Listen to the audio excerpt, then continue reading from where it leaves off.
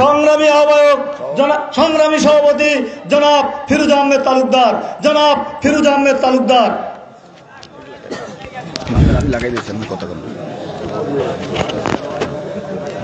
বিসমিল্লাহির রহমানির রহিম। উপস্থিত আজকের সন্ধ্যাকালীন একটি গড় বৈঠকে কলেজ মাঠে একটি জনসমুদ্রে পরিণত হয়েছে। নিশ্চয় এই 16 বছরের স্বৈরা শাসকের নির্যাতনের জন্যই আজকের ডাক দিতে না দিতেই সাধারণ একটি ওয়ার্ডের মিটিংয়ে, এটা অনেক থানা পর্যায়ের মিটিংয়েও এত লোক উপস্থিত হয় না। তাই আজকের দেশনেত্রী বেগম খালেদা জিয়ার আশুরক মুক্তি এবং ভারপ্রাপ্ত তারেক রহমানের সকল মামলা প্রত্যাহারের দাবিতে আজকের এই রাজয়ের মিটিংয়ে আপনারা ঐক্যবদ্ধ হবেন। তারেক রহমানের সমস্ত মামলা প্রত্যাহার না করা পর্যন্ত আমাদের সংগ্রাম চলবে চলবে চলবে। এটাই হচ্ছে আমার বক্তব্য। যেহেতু সময় নাই, এশার নামাজের আজান দিয়েছে আমাদের জনাব ধন্য চেয়ারম্যান সাহেব প্রধান অতিথি খান মতিউর রহমানের কাছ থেকে বাকি বক্তব্য শুনবেন। আসসালামু আলাইকুম। এ পর্যায়ে বক্তব্য রাখবেন আজকের এই দোয়া আলোচনা সভার সম্মানিত সভাপতি জনাব শাহজাহান মেম্বার। জনাব শাহজাহান মেম্বার।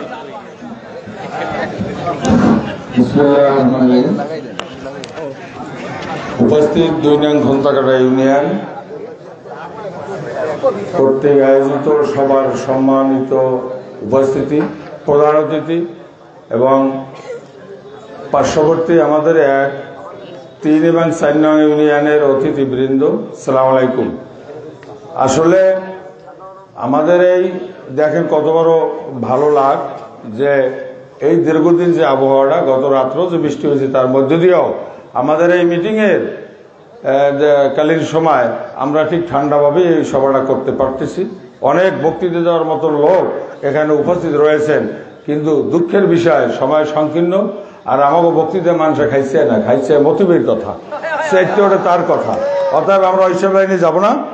এখন মূল বিষয়টা হলো এই সভা দিয়েই আমরা কার্যক্রম এবং এই দোয়া অনুষ্ঠান দিয়ে শুরু করছি ঘণ্টাকাটা ইউনিয়ন, এরপরে ধানসাগর, সাউথখালী ও রায়ন্দা, এবং এরপরে আমাদের এই জনসভা হবে একটা। জনসভার পরে মতিভাইকে ছেড়ে দেবো আমরা, অন্তত তার একটু সময় দেবো। মোড়লগঞ্জের কারিগর হিসাবে সে দায়িত্ব পালন করবে। আগামী পার্লামেন্টে কে এখানে নির্বাচিত হবেন, কার পক্ষে আমরা কাজ করব, সেইটা আমাদের জানার বিষয় নয়। সংগঠন মোড়লগঞ্জে দুর্বল রয়েছেন, শরণখোলায় মজবুত রয়েছেন। আমরা আজকে যে দাঁড়িয়ে যে স্থানে কথা বলেছি, এখানে জনাব শামসুল আলম তালুকদারের বাড়ি, তিনি বাগেরহাট জেলার প্রতিষ্ঠিত সেক্রেটারি ছিলেন। এখানে এম.এ. হামিদের বাড়ি, এম.এ. কাদের হাওলাদার সাহেবের বাড়ি, এখানে কামাল উদ্দিন আকন সাহেবের বাড়ি, এখানে মতিউর রহমান খান সাহেবের বাড়ি, এবং এখানে জামাতের আমির মাওলানা রফিকুল ইসলাম সাহেবের বাড়ি। অতএব এই ইউনিয়নটা নেতায় ভয়ঙ্কর। অথচ আমাদের সাথে ইতিপূর্বে যে কমিটিটার আমি মেম্বার রয়েছি, আব্দুল সালাম খান ও নিপা এবং মতিউর রহমান খান, কিন্তু মূলত আমাদের সাথে ওখানে বৈষম্যতা করেছে। তার কারণ কোন জয়েন্ট সদস্য তারা নিয়ে সংঘ পরিষদ করে আমাদের সাথে চ্যাংরামি করেছে।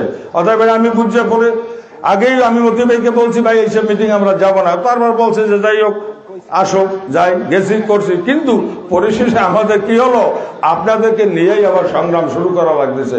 যে সংগ্রাম অন্যত্র হবে সেটা না হইয়া নিজের ভিতরে ভুল বোঝাবুঝি শুরু হয়েছে।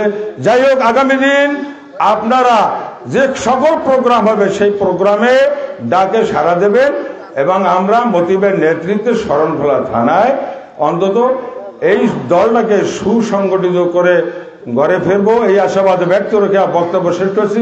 আল্লাহ হাফেজ। এ পর্যায়ে